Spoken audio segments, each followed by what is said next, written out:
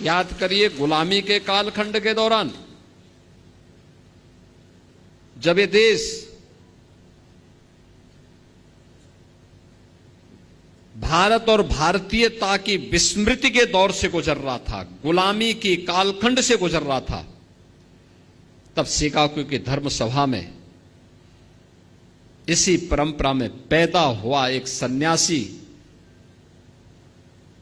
दुनिया के सभी धर्मगुरुओं के सामने इस बात का उद्घोष करता है कि मैं भारत की उस परंपरा से आया हूं जिसने सदैव मानवता के कल्याण का मार्ग प्रशस्त किया, और जो दुनिया के सामने इस बात की उद्घोषणा भी करता है कि मुझे गर्व है कि मैं हिंदू हूं।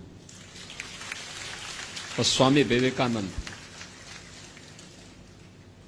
याद करिए, इसी परंपरा में तुम मुझे खून दो मैं तुम्हें आजादी दूंगा का उद्घोष करने वाले नेताजी सुभाष चंद्र बोस पैदा हुए।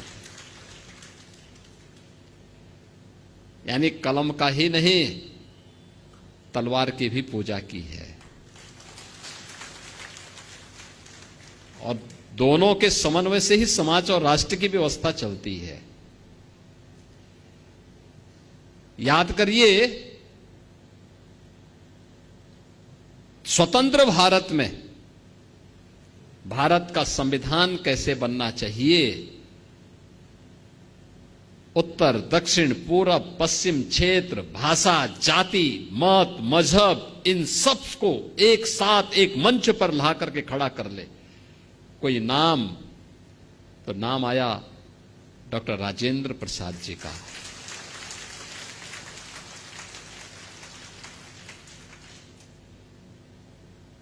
डॉक्टर राजेंद्र प्रसाद जी का। स्वतंत्र भारत में बार बार दुश्मनों के द्वारा किए जा रहे हमलों का जवाब देने के लिए कैसा प्रधानमंत्री चाहिए, तो लाल बहादुर शास्त्री ने 1965 में पाकिस्तान को नाकों चने चबवा करके स्वतंत्र भारत में पाकिस्तान को उसकी औकात दिखाने का काम भी किया था।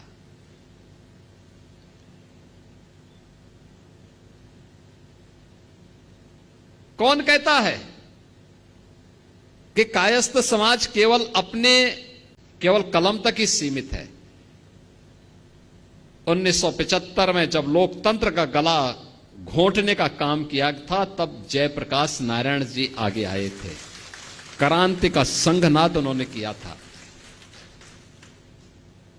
और जब लोग ये बोलते थे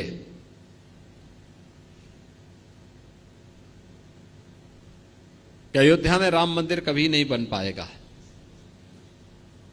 तो महर्षि महेश योगी जी ने हॉलैंड में राम के नाम पर सिक्का चालू कर दिया था।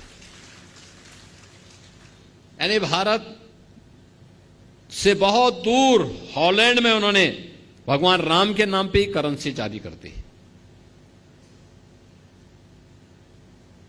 यानी एक ऐसी परंपरा, अगर आप हिंदी साहित्य में जाएंगे, उपन्यास की एक विशिष्ट शैली जो भारत की उस समय की ग्रामीण पृष्ठभूमि को प्रस्तुत करता है। मुंशी प्रेमचंद इसी गोरखपुर की धरती पर उन्होंने अपना उपन्यास यहां रचने का काम किया था। कौन से ऐसा क्षेत्र है, एक लंबी फेरस्त है। मैं जब अंदर इंटर कर रहा था तो मैं देख रहा था उन सभी महापुरुषों के चित्र लगे हुए थे, और मैं तो चित्रगुप्त महासभा से कहूंगा उन सभी महापुरुषों के चित्र चित्रगुप्त मंदिर में लगने चाहिए, लगाए जाने चाहिए। उनके इतिहास के बारे में वर्तमान पीढ़ी को बताया जाना चाहिए। याद रखना, अपने महापुरुषों के गौरव से ही वर्तमान पीढ़ी प्रेरणा लेती है और आगे बढ़ने का रास्ता अपना प्रशस्त करती है।